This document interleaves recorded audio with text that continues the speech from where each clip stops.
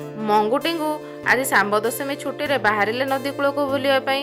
ଟିଙ୍ଗୁ ପଚାରିଲା, ଆରେ ମଙ୍ଗୁ, ଆଜି ଭଳି ଦିନରେ କାହିଁକି ଶାମ୍ବ ଦଶମୀ ପୂଜା ପାଳନ କରାଯାଏ? ମଙ୍ଗୁ କହିଲା, ମୁଁ କହୁଛି ମନ ଦେଇ ଶୁଣୁ। ଆଜି ଶ୍ରୀକୃଷ୍ଣଙ୍କ ପୁତ୍ର ଶାମ୍ବକୁ ପୂଜା କରାଯାଏ। ତା ସହିତ ସୂର୍ଯ୍ୟନାରାୟଣଙ୍କୁ ମଧ୍ୟ ପୂଜା କରାଯାଏ। କୃଷ୍ଣଙ୍କ ପୁତ୍ର ଶାମ୍ବ ଗୋପୀମାନଙ୍କ ଦ୍ୱାରା ଅଭିଶପ୍ତ ହୋଇଥିଲେ, ଯୋଉଥିପାଇଁ କି ସେ କୁଷ୍ଠ ରୋଗରେ ଆକ୍ରାନ୍ତ ହୋଇଥିଲେ। ନିଜର ଅଭିଶାପରୁ ମୁକ୍ତି ପାଇବା ପାଇଁ ସେ କୋଣାର୍କଠାରେ 12 ବର୍ଷ କାଳ ତପସ୍ୟା କରି ଆଜି ଭଳି ଦିନରେ ସୂର୍ଯ୍ୟନାରାୟଣଙ୍କ ଦ୍ୱାରା ସେ ଅଭିଶାପରୁ ମୁକ୍ତ ହୋଇଥିଲେ। ସେଥିପାଇଁ ସବୁ ମା' ମାନେ ନିଜ ସନ୍ତାନର ମଙ୍ଗଳ କାମନା କରି ସୂର୍ଯ୍ୟନାରାୟଣଙ୍କ ନିକଟରେ ଭୋଗ ବାଢ଼ିଥାନ୍ତି। ଘଡ଼ଘଡ଼ା ଘାଣ୍ଟ ସହିତ କ୍ଷୀରି ବାଢ଼ି ସେ ଭଗବାନଙ୍କୁ ପୂଜା କରି ସନ୍ତାନମାନଙ୍କର ମଙ୍ଗଳ କାମନା କରିଥାନ୍ତି।